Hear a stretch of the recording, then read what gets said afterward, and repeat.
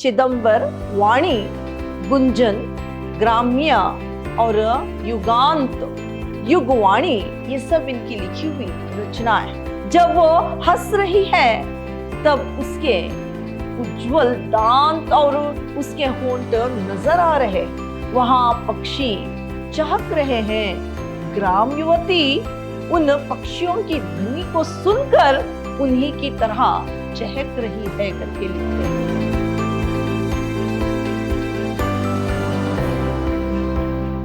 प्रणाम, मैं Rihanna S, अति उत्तम विद्याश्रम की हिंदी प्रवक्ता। मेरे 4th सेमेस्टर के बीबीए के जितने भी विद्यार्थी हैं, आप सबका मेरी कक्षा में स्वागत है। मेरे प्रिय विद्यार्थियों, इस सेमेस्टर जो आपके लिए कविता साहित्य के अंतर्गत जो ग्राम युवती कविता है, आज मैं उसी के बारे में जानकारी दूंगी।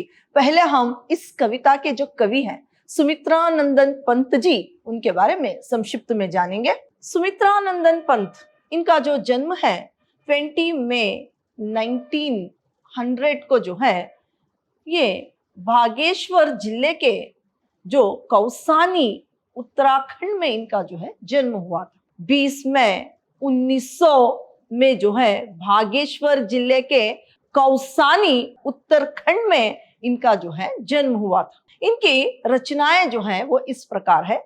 चिदंबर, वाणी, गुंजन, ग्राम्य और युगांत, युगवाणी, ये सब इनकी लिखी हुई रचनाएं।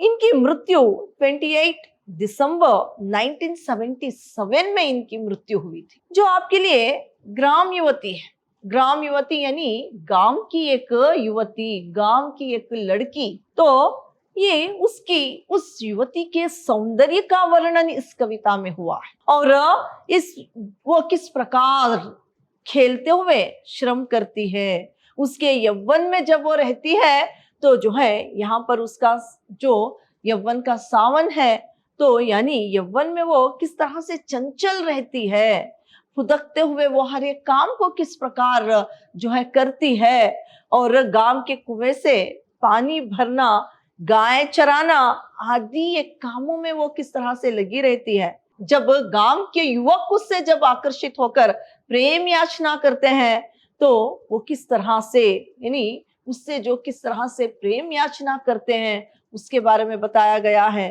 फिर समय के बीतते ग्राम युवती अपने परिवार में जो है अपने जीवन को जब वो बिताने लगती है, परिवार को संभालने लगती है, उसका जो है यौवन किस तरह से जाता रहता है विवाह के बाद। और क्या है, यानी दुर्दिनों के आक्रमण से उसका जो यौवन है वो जर्जर होकर, नष्ट होकर रह जाता है। ये इस कविता में सुमित्रानंदन पंत जी ने इसको दर्शाया है, इस कविता में उसका वर्णन किया है। पहला स्टांजा जो है इस प्रकार है। उन्मत्त यौवन से उभर घटासी, नव आषाढ़ की सुंदर, अति श्याम वरण, शलत मंद चरण, इटलाती आती ग्राम युवती, वह गजपति सर्प डगर पर, सरकाती पट, खिसकाती लट, शर्माती झट। यहाँ पर देखिए इस पद्यांश में सुमित्रानंदन पंत जी कह रहे हैं कि त्रिशांखों वाली एक सुंदर युवती जो है वो गांव की लड़की, जो आषाढ़ मास की घटासी हाथी की तरह चलते हुए, मंद हाथी की तरह चलते हुए, सर्प की तरह लहराते हुए चल रही है करके बता रहे पद्यांश।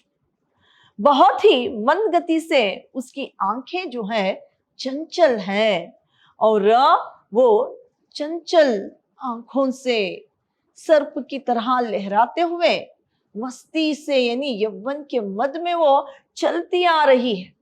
अपने दुपट्टे को सरकाती हुई, अपने बालों को क्या है खिसकाती हुई जो है वो झूमते हुए, वो यौवन से भरी हुई युवती जो है कुछ शर्माते हुए, इटलाते हुए चल रही है करके इस पद्यांश में कह रहे हैं। वह नमित दृष्टि से देख उरोजों के युग, युग घाट, हस्ती खल खल, अबला चंचल, जो फूट पड़ा हो स्त्रोत सरल, भर फिनोज्वल दर्शनों से अधरों के तट, वह मग में रुक मानो कुछ झुक करके लिखते हैं।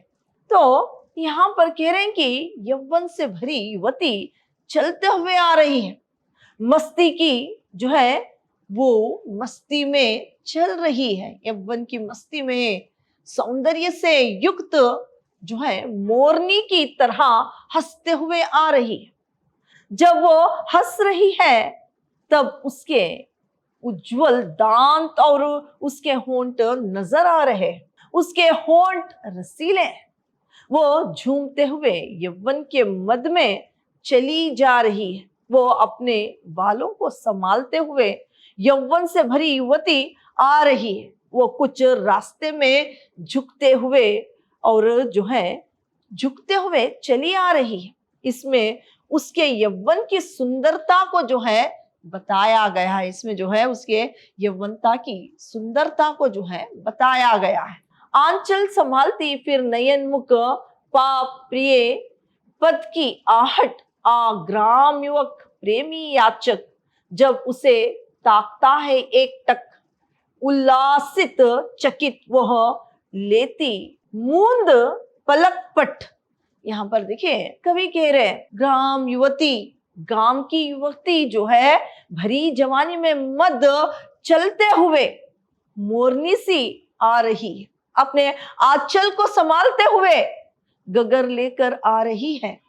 जो है वो गागर जो है लेकर आ रही है। तो गांव के युवक उससे प्रेम की याचना करते हैं, भीख मांगते हैं और उसे एक टका देखते हैं। तो युवक जो है उसे एक टका जब देखते हैं तो युवती शर्माते हुए आंखें नीचे कर लेती है। जब वो अपने मन रूपी आंगन में सोचती है, जो कि युवक किस तरह से प्रेम की याचना कर रहे थे, उसे अपने मन में जब वो सोचती है तो उसे अच्छा लगने लगता है, वो खुश हो जाती है, ये आश्चर्यचकित हो जाती है करके लिखते हैं। पनघट पर मोहित नारी नर, जब जल से भर भरी गागर खींचती उभानी वह बरबस, चोली से उभर उभर कसमस खींचते संग युव रस भरे कलश, जल छलकाती रस बरसाती। तो यहाँ पर देखिए इस पद्यांश में कवि कह रहे हैं कि ग्राम युवती, गांव की वो युवती रस्सी से बांधकर गागर को कुएं से जब पानी भर रही है, उसके शरीर का प्रत्येक अंग जो है वो उभर उभर कर दिखाई दे रहा है। उसके अंग का प्रत्येक अंग जो है वो उभर कर दिखाई दे रहा है, उसमें सौंदर्यता जो है झलक रही है। उसके शरीर का हर अंग जो है वो जो है यौवन से भरा हुआ है, वो सुंदर अंग जो है नजर आ रहा है करके इस पद्यांश में लिखते हैं। आगे देखिए, बल खाती वह घर को जाती, सर पर धर उर पर धर पट, कानों में गुड़हल खोस धवल या कुई कनेर लोद पाटल, वह हर सिंगार से कच सवर मृदु मौल सिरी से गूंद हार, गावों ओ संग करती बन विहार, पीक जातक के संग दे पुकार। यहाँ पर जो है इस पद्यांश में कवि कह रहे हैं कि युवती जब पानी लेने जब जा रही है तो उसका श्रृंगार इस प्रकार है। उसके श्रृंगार का वर्णन कर रहे हैं। वह अपने कानों में गुड़हल का फूल पहने हुए है, लगाए हुए है अपने कानों में, और कनेर का फूल अपने बालों में सजाए हुए, हर प्रकार से वो अपना श्रृंगार कर चुकी है। फिर वो गाय को लेकर उसके संग वन में जो है क्या है उसे चराने के लिए जा रही है। वह वन में घूम रही है, प्रकृति सौंदर्यता को देखते हुए वो वन में जो है घूम रही है। वहां पक्षी चहक रहे हैं। ग्राम युवती उन पक्षियों की ध्वनि को सुनकर उन्हीं की तरह चहक रही है करके लिखते हैं। एक और ग्राम युवती का सौंदर्य, दूसरी और प्रकृति का सौंदर्य है करके इसमें लिखते हैं। आगे है, वह कृंद कौस से अमलतास से अम्र मौर सहजन पलाश से निर्जन में सज ऋतु सिंगार तन पर यौवन सुषमाशाली मुख पर श्रम कण रवि की लाली सर पर धर स्वर्ण साशय डाली वह मेड़ों पर आती जाती करके लिखते हैं। कवि यहाँ पर कह रहे हैं कि ग्राम युवती अपने पूरे श्रृंगार से गाय को चराते हुए वन में जो अमलतास यानी एक प्रकार का पौधा है, वह जो अनेक प्रकार के पौधों के साथ फूलों के पौधों भी हैं, फूलों के पौधे भी हैं, उनमें वो पालश के फूल को यानी लाल रंग के फूल को, जो लाल रंग के फूल है उसे अपने जूड़े में लगाती है। वह कास यानी घास है, वहां गाय जो चर रही है वो जूही और अनेक फूल और फल है, और वो फलों को खाते हुए अपने श्रृंगार के साथ परिश्रम भी कर रही है। परिश्रम के कारण उसके मुख पर पसीना जो है आ गया है, यानी कवि ने यहाँ श्रम कण कहा है, उस पसीने को श्रम कण जो है यहाँ पर कहा।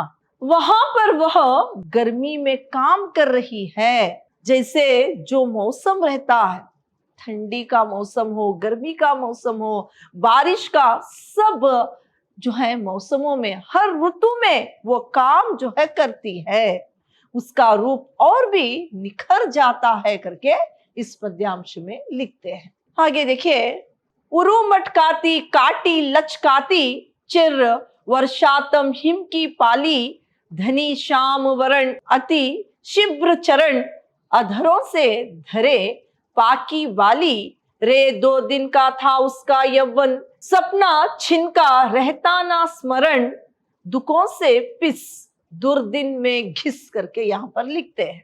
तो यहाँ पर जो ग्राम युवती यौवन से भरी थी, अब अपने कमर को लचकाते हुए हर ऋतु में जो परिश्रम करती थी, वो श्याम वर्ण का गौरव प्राप्त जो है कर चुकी थी। उसका बाल्य काल बीत गया है, वह यौवन यानी उसका यौवन सिर्फ 2 दिन का है।